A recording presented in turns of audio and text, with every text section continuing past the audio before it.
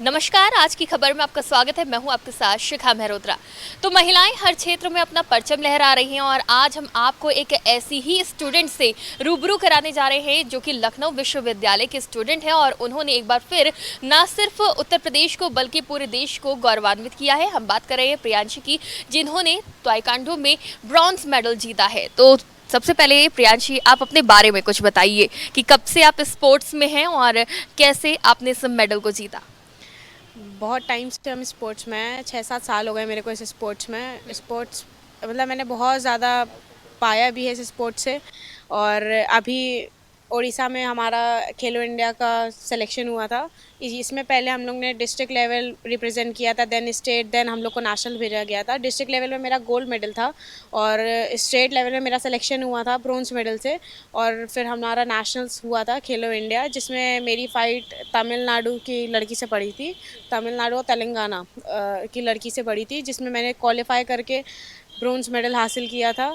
और बहुत खुशी हो रही है मेरे को कि इतने अच्छे पद पे मेरे को राजकुमार सर ने, जो कि हमारे यूपीटीए के डायरेक्टर हैं, उन्होंने मेरे को इतने अच्छे पद पे भेजने का प्रयास किया और मेरे को इतने अच्छे पद पे स्टैंड करवाया। उन्होंने मेरे पे इतना ट्रस्ट किया कि हम वहाँ स्टैंड कर सकते हैं, इतना अच्छा खेल सकते हैं। और हम बहुत ज़्यादा अपने फादर के लिए भी बहुत ज़्यादा इंस्पिरेशन है। मेरे फादर मेरे पापा भी ताइक्वांडो से रहे हैं। उन्होंने भी बहुत इंटरनेशनल नेशनल लेवल्स खेले हैं। उन्होंने मेरे को बहुत समझाई हैं, चीज़ें समझाई हैं। तो मेरे मेन इंस्पिरेशन तो मेरे फादर हैं।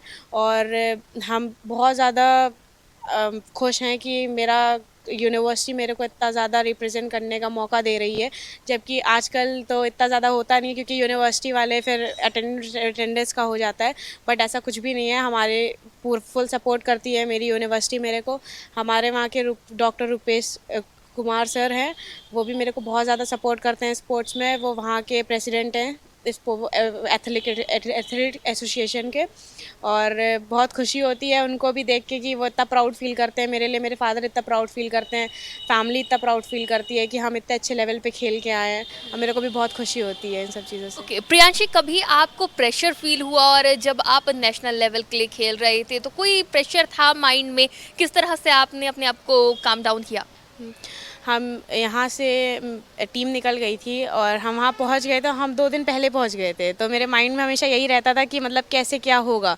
हमारा ऐसा था कि 10 से हमारा टूर्नामेंट शुरू था, 9 को हमारी वेइंग थी। जिस दिन हम वेइंग के लिए जा रहे थे, उस टाइम में मेरे माइंड में यही था कि मेरे वेट की कोई लड़की दिख जाए मेरे को, कि मैं देख लूँ तो हाँ मेरे को लगे, मेरे को सेटिस्फैक्शन मिले कि हाँ ऐसी लड़की है। बट किसी का गेम तो हम ऐसे पता नहीं लगा सकते हैं। बट एक सेटिस्फैक्शन के लिए हम माइंड में यही चीज़ थी। 2-3 दिन फिर हम रात में सो भी नहीं पाते थे अच्छे से। मतलब माइंड में वही चीज़ रहता था कि मेरे को खेलना है क्योंकि मेरे वेट में 9 लड़कियां थी और जिसमें से 2 जोन बने हुए थे, जिसमें से मेरे को 3 से 4 फाइटें क्वालिफाई करने के बाद मेरा गोल्ड मेडल था, जिसमें मेरे को जो 2 फाइटें क्वालिफाई करनी थी ब्रोंज मेडल के लिए भी। तो मेरे अंदर बहुत प्रेशर था कि हम फर्स्ट फाइट क्वालिफाई कर पाएंगे कि नहीं कर पाएंगे। अगर नहीं कर पाएंगे तो घर में क्या हम जाकर बोलेंगे कि हम क्वालिफाई नहीं कर पाए। फिर कैडेट जब हुआ, कैडेट में हमने कंपटीशन देखा, बहुत अच्छा कंपटीशन था। फर्स्ट टाइम हुआ है खेलो इंडिया ताइक्वांडो का, बट कंपटीशन बहुत टफ था।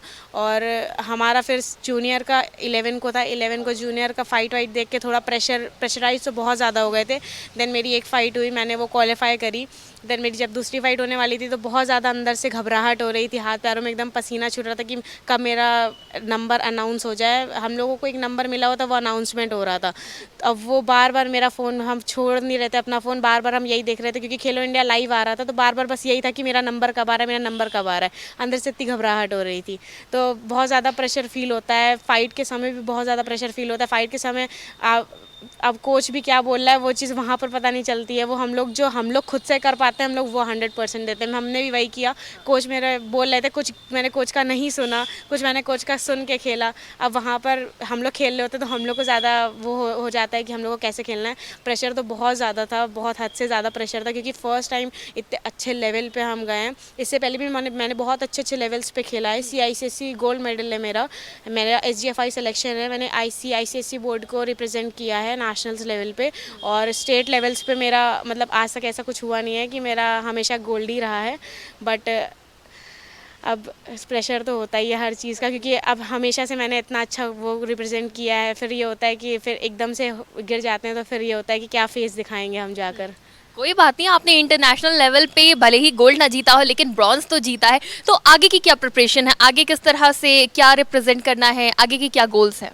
अभी आगे के तो अभी 2-3 महीना हम लोगों को मिला है। आज हम लोगों को बुलाया गया था एसोसिएशन, जो हमारे वो हैं प्रेसिडेंट डायरेक्टर हैं हमारे यूपीटीए के, उन्होंने हम लोग को बुलाया था। उन्होंने भी हम लोग को बहुत ज़्यादा समझाया। उन्होंने बोला जब तुम इतना अच्छे लेवल पे प्रेजेंट कर सकती हो तो और भी अच्छे लेवल पे रिप्रेजेंट करोगी। अब 2-3 महीने बाद हम लोग के फिर से होने वाले हैं स्टेट, और भी अच्छे अच्छे लेवल पे आ रहे हैं हम लोगों के। और अब तो एसोसिएशन बहुत अच्छी हो गई है हमारी, तो हम लोगों को बहुत सारी अपॉर्चुनिटीज़ मिल रही है होल्ड करने के लिए। अब हमारा 2-3 महीने बाद हमारा फिर से स्टेट हो रहा है, जिसमें हम लोग, अब ये खेलो इंडिया नहीं, ये नॉर्मल इस सिलेक्शन स्टेट हो रहा है, जिससे हम लोग नेशनल लेवल और आगे आगे नेशनल लेवल्स पे जाएंगे, रिप्रेजेंट करेंगे।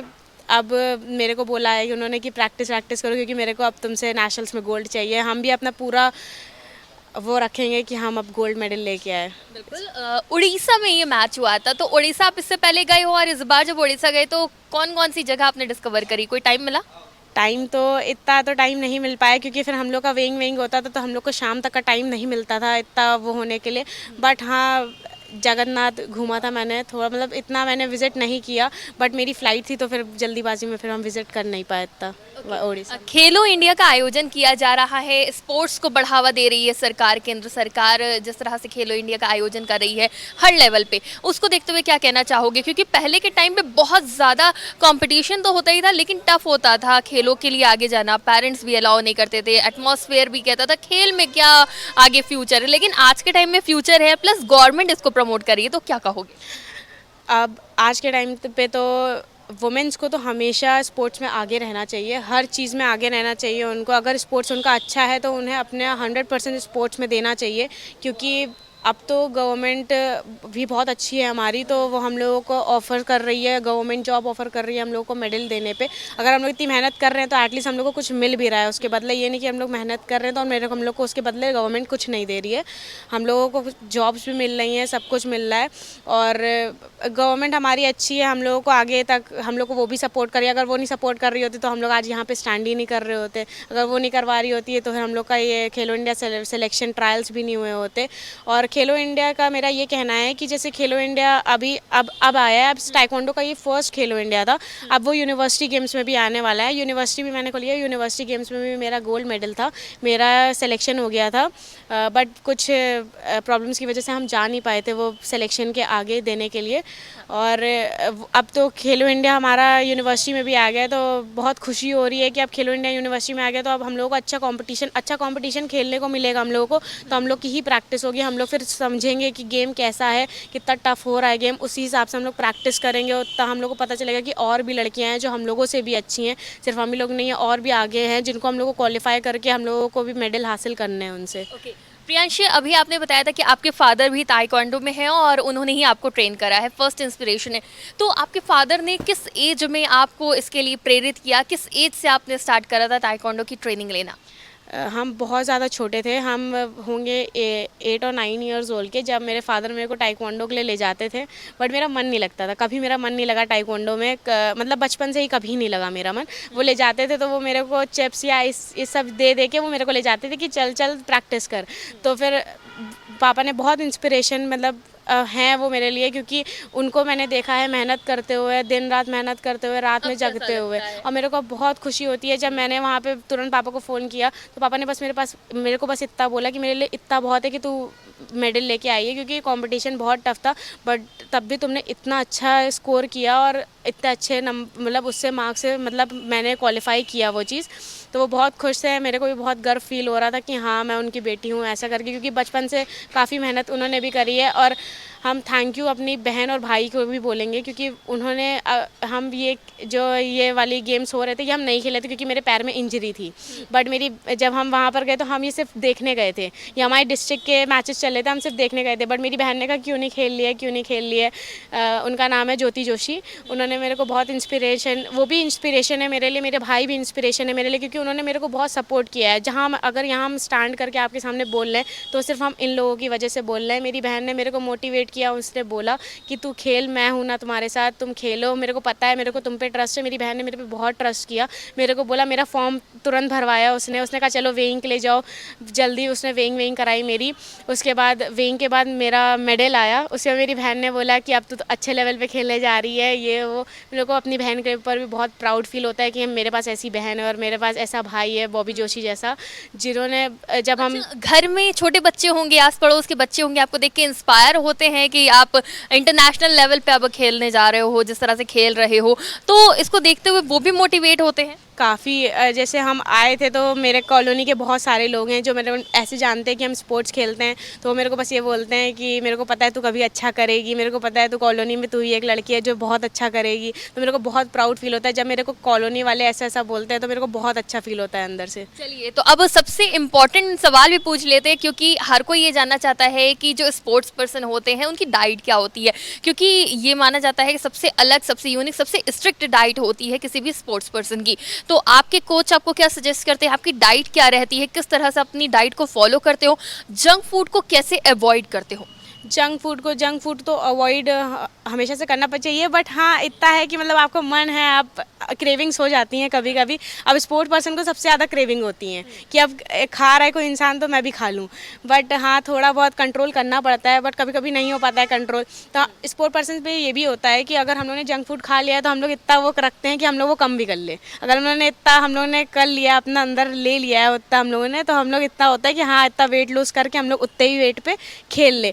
और डाइट तो कुछ नहीं है, आप नॉर्मल फूड खाओ, क्योंकि जो स्पोर्ट पर्सन होता है उसको फूडिंग तो बहुत ज़रूरी होती है। आपका मॉर्निंग का, दिन का और रात का खाना तो बहुत इंपॉर्टेंट होता है। अब रात का पहले खाओ, क्योंकि रात का खाना ही सबसे ज़्यादा होता है जो आपको हेल्दी बनाता है। मतलब रात अब आप खा लोगे, आप सो जाओगे, आप कुछ वर्किंग करोगे नहीं, आप ना चलोगे ना कुछ, तो वेट तो बढ़ेगा ऐसे। तो पहले खा लेते हैं रात का खाना ऐसे। अच्छा, डाइट में क्या क्या आप शामिल करते हो अपने? डाइट में जैसे मॉर्निंग में, अब जैसे हम लोग टूर्नामेंट्स में जाते हैं तो टूर्नामेंट्स में हम लोगों को इतना नहीं मिल पाता है। अब कहीं और जाते हैं हम लोग तो वहाँ पर नहीं मिल पाता, तो हम लोग ऐसा करते हैं, हम लोग एक ब्रेड खरीद लेते हैं, ब्रेड में बटर लगाकर मॉर्निंग में हम लोग ने खा लिया। वही ब्रेड बटर मॉर्निंग में खा लेते हैं। फिर रात में हम लोग पूरा प्रॉपर खाना खाते हैं, क्योंकि दिन भर के हम लोग थके रहते हैं, तो प्रॉपर खाना खाते हैं। ऐसे नॉर्मल डेज़ में भी आप मॉर्निंग में फ्रूट्स ले सकते हो, स्प्राउट्स ले सकते हो। स्प्राउट्स तो बहुत इंपॉर्टेंट है, आप स्प्राउट्स लो, स्प्राउट टेस्टी भी होते हैं, मतलब आप ऐसे बना कर भी खा सकते हो।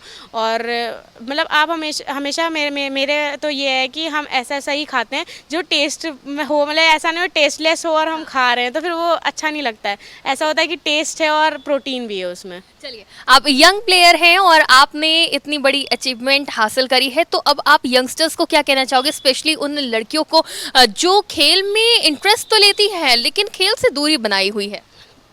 खेल से दूरी तो मैंने भी बनाई थी एक टाइम पे, बट हाँ मेरे पापा ने मेरे को मोटिवेट किया और आज हम यहाँ खड़े हैं। तो फिर कभी भी आपको खेल से बहुत ज़्यादा प्यार है, आप चाह रहे हो कि हाँ हम खेल सकते हैं, तो आपको उस पर जाना चाहिए।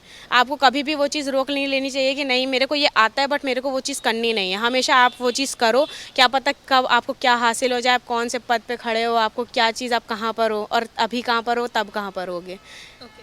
Thank you and congratulations for your achievement. तो हमारे साथ प्रियांशी थी, जिन्होंने अपनी पूरी जर्नी के बारे में बताया कि किस तरह से उन्होंने स्पोर्ट्स से दूरी बनाने के बाद एक बार फिर अपने फादर से इंस्पिरेशन लेने के बाद एक बार फिर स्पोर्ट्स की तरफ उन्होंने ना ही सिर्फ रुख किया बल्कि एक अचीवमेंट भी हासिल करी। वीडियो जर्नलिस्ट सुंदरम के साथ मैं शिखा मेहरोत्रा, आज की खबर लखनऊ।